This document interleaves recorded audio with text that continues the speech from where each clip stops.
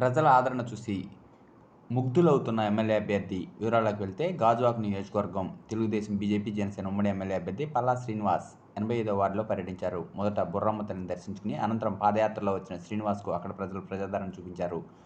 మరిన్ని విషయాలు వారి మాటల్లో విందాం. ఈరోజు 85వ వార్డులో మరి రెండో విడత పాదయాత్ర చేస్తున్నామండి.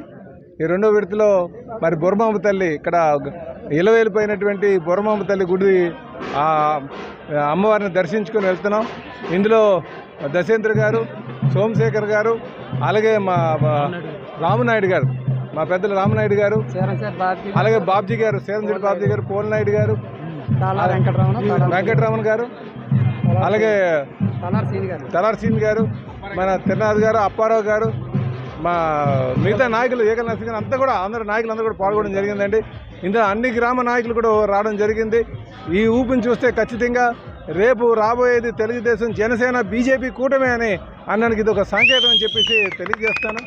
అందరూ కూడా ప్రతి ఒక్కరు కూడా చాలా మార్పు వైపు చూస్తున్నారు. ఈ రాష్ట్రాన్ని మళ్ళీ పునర్నిర్మాణం చేసుకోవాలి, ఇక్కడ ఈ ప్రాంతాన్ని పరిరక్షించుకోవాలి, నిర్వాసిత సమస్యలు పరిష్కారం చేసుకోవాలి, ఈ ప్రాంతం అభివృద్ధి చెందాలని ఆలోచనతో ఉన్నారు. అందుకే అమ్మవారిని దర్శించుకొని అమ్మవారికి కృప మా పైన ఉండాలని చెప్పేసి విజయం సాధించాలని చెప్పి అమ్మవారిని కోరుకుంటున్నాను.